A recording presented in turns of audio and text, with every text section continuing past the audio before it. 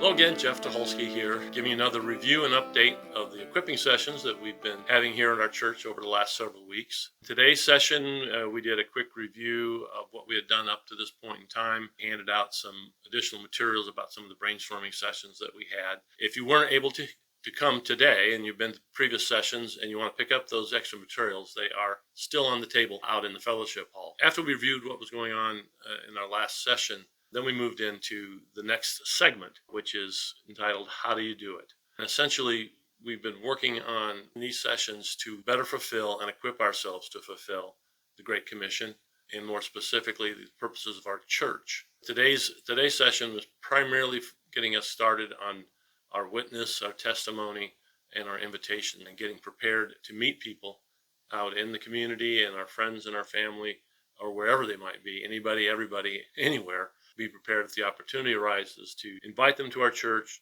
share our faith, share our testimony, why we are Christians, and why it'd be a good reason to come to Shepherd's Heart. So the first question that we asked today was, why are we Christians? We got some pretty good responses. My personal response to this is becoming a Christian to me was like experiencing a little bit of heaven on earth because of all the love and the fellowship and the peace and the joy that I've been able to receive since really actively becoming a Christian about 20 years ago. Then we talked about what the benefits of being a Christian are. We had a brainstorming session on that, and we generated some ideas, which are posted up on the wall. And then we also talked about what are the benefits of being part of Shepherd's Heart. And we had a good discussion about that. We'll have handouts of this available at the next session as well. So the way we were looking at today's session, becoming a better witness and having a stronger testimony or more ready testimony, was we looked at it with respect to what's called the 5 W's and an H. Who, what, where, when, why, and how. So the first one we talked about was the why, which I just mentioned. Then we got into the who, when, and where. And essentially we talked about where are the opportunities to engage people. And we had some brainstorming about where we meet people in our lives that we could provide our testimony to, share our faith, or just invite to church. And we broke it down into family, friends, acquaintances, and strangers, and we developed a list of places where those opportunities could arise. So after we identified where the opportunities might exist, then we start talking about the what and the how. And this is where we begin to generate and develop our own personal testimony and how we can share our faith with other people. So we spent some time reviewing and previewing some tips for that. At the end of the session, we concluded at the point where people would begin writing their own story, their own testimony. I gave a model of mine briefly, and that's where we're going to pick up again next week. I also gave an assignment for everybody to read Jen's article in the newsletter called The Dancing Witness. It provides some really great insights and some parallels to what it's like to be invited to join something and feel welcomed and involved. And I think it paints a really good picture of what we could look like if we were to take on some of these characteristics or more of these characteristics. So, you'll also find in the fellowship hall, we put out some materials like tracts and pocket testaments and other materials that you could use to take with you to give to people once you make an invitation or you share your faith. And those are on the table next to the wall where all the other handouts are, and you're free to take whatever you want. There's also another table with some additional resources that Jen had pulled together, and she's going to tell you a little bit more about that. Hi guys, this is the table that Jeff was talking about, set up in the fellowship hall as you go towards the kitchen. Now, as we've been discussing witness and evangelism and church growth, several resources that have helped me in the last couple of years came to mind. And that's some of what you're going to find on this table. I'm sure that there are many other resources that you've perhaps read, something that spoke to you or taught you something in a new way. And I encourage you to bring your books and share them on the table too, so that all of us can benefit from that.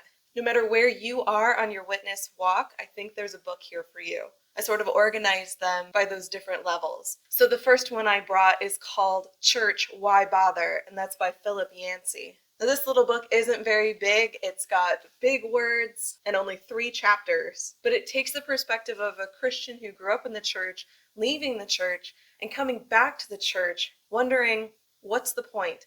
Why do I need to go to church? Why do others need to go to church? What should a church be? And it sort of breaks down the expectations of what a church should look like. By the end, it's even asking a question, if we are not perfect people and we can never make the perfect church, what's the point of even trying? and it ends on a very hopeful message. So if you're wondering how you can talk about church in a way that might be meaningful to someone else, or if you're feeling a little disconnected from the church yourself, this might be a good book for you. Now, maybe you feel pretty good about your church, but you're not so confident in your actual ability to witness. Sometimes the idea of having a spiritual conversation is really scary for you. Well, then there's 2 books on this table that I would recommend. The first would be The Reluctant Witness by Don Everts. My Sunday school class studied this book. My small group did this book, and in fact, we have at least 5 copies at the church if you want to do it in a group of your own. This book is all about spiritual conversations. Not just having them, but enjoying them. And aside from the really interesting statistics that are in this book, one of the most important things that this book taught me is when to recognize I'm having a spiritual conversation. It turned out that I was talking about God and Jesus and my faith far more than I even realized. And as we say, success begets success. So maybe give this one a read. It might change your perspective. Likewise, another book that Marcia recommends has a couple copies in case you want to do it in a group, and it's called Is It Insensitive to Share Your Faith? This is by James R. Crable. Sometimes what keeps us away from our witness is worrying about offending someone, or the way our society has turned from being very Christian focused and forthcoming to our faith seemingly suppressing people. Now, I haven't read this one myself, but it sounds like this is a great book that has a very readable style, helping us look at Jesus and what he said and did, confronting those hard questions that are off limits to most people, like, are Christians hopelessly and willfully ill-informed? Are we out of touch with society? If you have some of those fears and concerns, maybe this book is for you.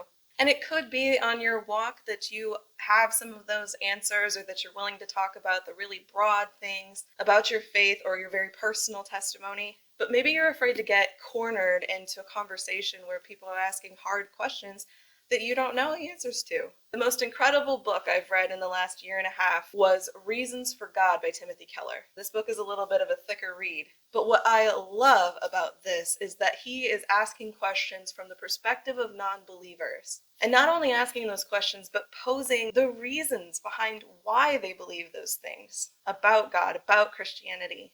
And he does that in a kind and non-biased way. And then he proceeds to answer that, to give reasons for God in the face of that skepticism. Not only is this book a very good equipment for touching on those subjects, like why does God let bad things happen? How can there only be one true religion? How could a loving God send people to hell? Why have so many wars been fought in the name of God? Honestly, this book answered for me questions I've had as a Christian, and I very much recommend it. It boosted my confidence a little bit in talking about these hard subjects with people who think the same things. Now, these sessions are talking about the Great Commission, going and making disciples. Francis Chan has a book out called Multiply. This is another Marcia recommendation from Christian Ed. There are several of these books in the Christian Ed materials. This would make a fantastic group study, and in fact there are videos available online to follow along with the book, as well as discussion questions in it. But this book is literally all about going and making disciples. This is going to lead you on in discipleship ministry. Every single one of these books is designed to make us into disciples who go and make disciples. Maybe look this one over and see if it's something you'd like to read. And lastly, but certainly not leastly, because maybe you're comfortable in your evangelism and your witness, maybe you're confident in the church, maybe you can hold your own in spiritual conversations, but you're not sure what to do with those disciples once you bring them into the church, or you're not sure what the church is supposed to do with those visitors. Well, that brings us full circle to widening the welcome of your church. This is all about biblical hospitality. This is about being a vital congregation. This book talks about what motivates us, the variety of different kinds of comfort zones, welcoming strangers, welcoming youth, welcoming young adults. This book is by Fred Bernhard, that gentleman that was supposed to come and continue helping us in learning how to be more invitational, in going into these next steps. Well, a lot of this book is going to be found in our equipping sessions. And again, this would make a great small group study or Sunday school lesson. It's going to give us key notes on that hospitality part of our purpose statement. It's going to create a church atmosphere where people want to be here.